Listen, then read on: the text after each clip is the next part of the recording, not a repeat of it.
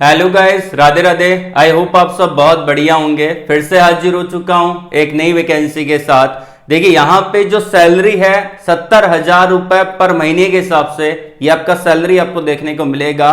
और जो यहाँ पे कंपनी आपको देखने को मिलेगी वो आपकी रहेगी CSIR के द्वारा ये वैकेंसी आपको देखने को मिल जाती है।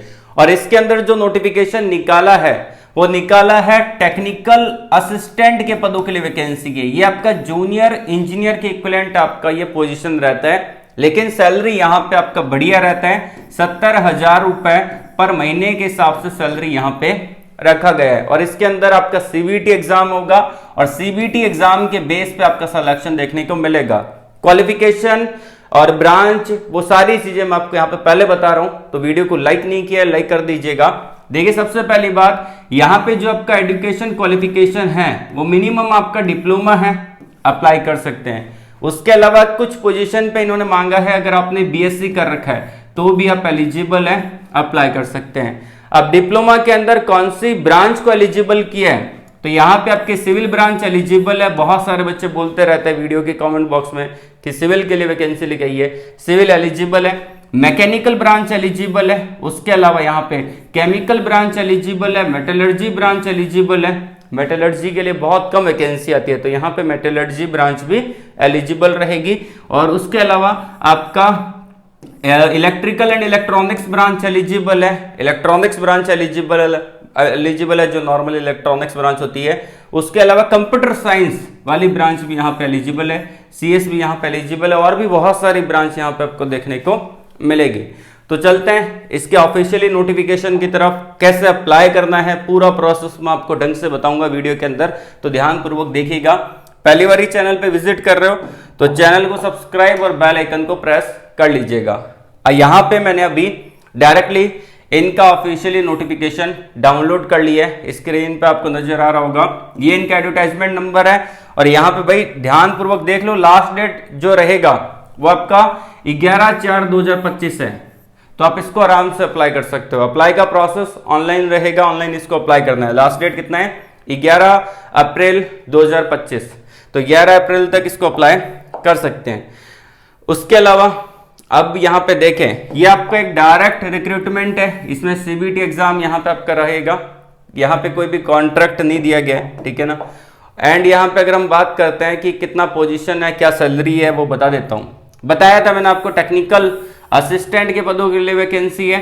36 पोजीशन यहाँ पे रहेगा लेवल 6 का, जो कि जूनियर इंजीनियर का सैलरी होता है, उसके इक्विवेलेंट ये आपका सैलरी मिलेगा 35,400 से लेके 1,12,400। और जो आपका टोटल रहेगा अप्रोक्सीमेट वो आपका 70,000 रुपए पर महीने के हिसाब से सैलरी आपको मिलेगा। एज लिमिट आपका रहेगा 28 साल, जो कि आपका जनरल और EWS कैंडिडेट के लिए है। OBC कैंडिडेट को एज रिलैक्सेशन 3 साल का मिलेगा।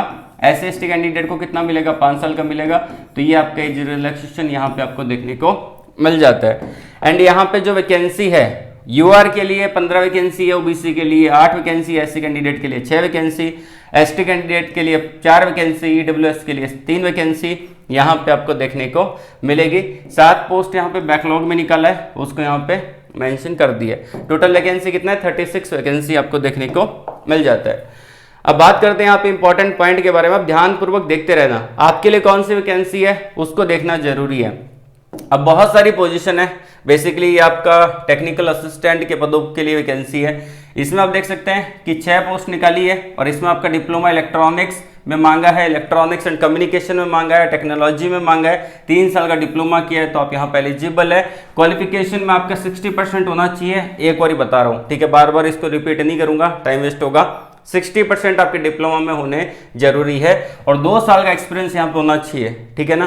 तो 2 साल का मिनिमम एक्सपीरियंस यहाँ पे मांगा है हर पोस्ट के लिए। तो कि कोई भी पोस्ट आप देखोगे तो उसके अंदर 2 साल का एक्सपीरियंस मैंडेटरी है, होना चाहिए। बार बार इसको रिपीट मैं नहीं करूंगा। उस और में दे रखा है यहाँ पे कि आपने डिप्लोमा किया इलेक्ट्रॉनिक्स में, इलेक्ट्रॉनिक्स एंड कम्युनिकेशन में, टेक्नोलॉजी में 2 साल का आपके पास यहाँ एक्सपीरियंस है और 60% आपके बने हैं तो आप इसके लिए एलिजिबल है, अप्लाई कर सकते हैं। एंड यहाँ पे नेक्स्ट आ जाती है वैकेंसी जो आपकी रहेगी यहाँ पे, वो आपको देखने को मिल जाता है। ये भी आपका टेक्निकल असिस्टेंट का है। ब्रांच यहाँ पे आपका मैकेनिकल एलिजिबल है, वही 3 साल का डिप्लोमा किया होना चाहिए, 2 साल का एक्सपीरियंस होना चाहिए, 60% होना चाहिए, सेम टू सेम यहाँ पे मेंशन कर रखा है। इसमें केमिकल ब्रांच एलिजिबल है, ठीक है ना। लेटरल एंट्री वाले भी यहाँ पे एलिजिबल है, इन्होंने मेंशन कर रखा है, ठीक है ना। जैसे कि 12th के बाद आपने 2 साल का डिप्लोमा कर रखा है, नो डाउट यहाँ पे आप एलिजिबल रहेंगे। केमिकल वाले भी एलिजिबल है, और उसके अलावा कंप्यूटर साइंस वालों के लिए भी वैकेंसी यहाँ पे दे दी है।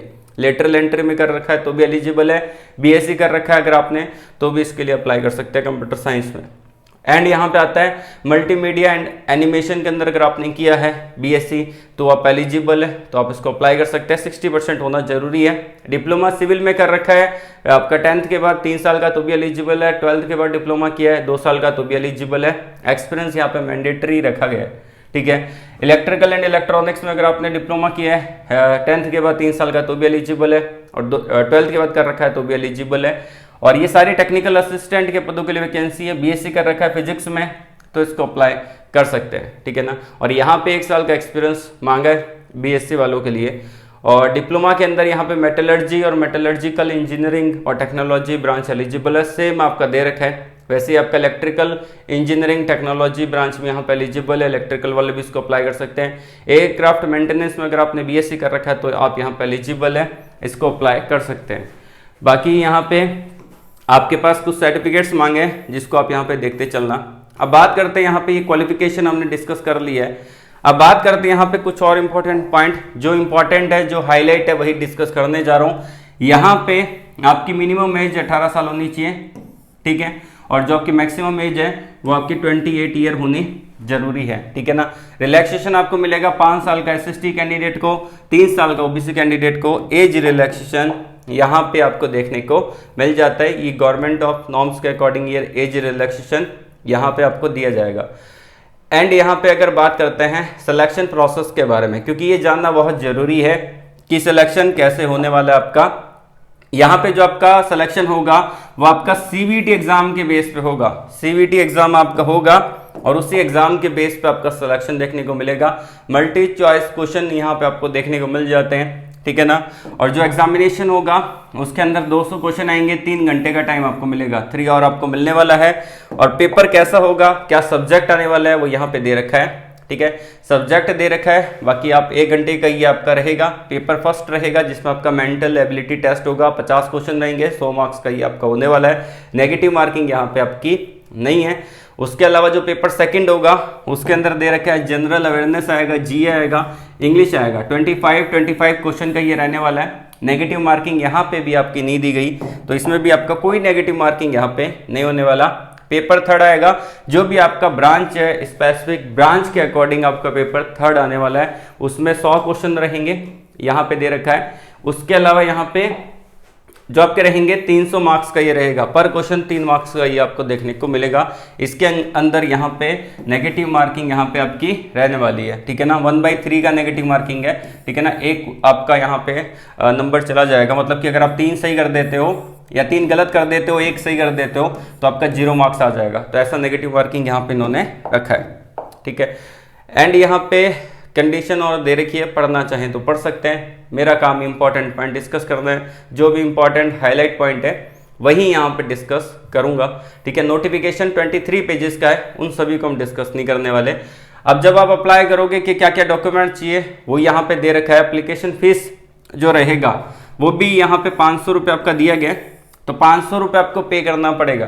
500 रुपीज़ आपको पे करना पड़ेगा।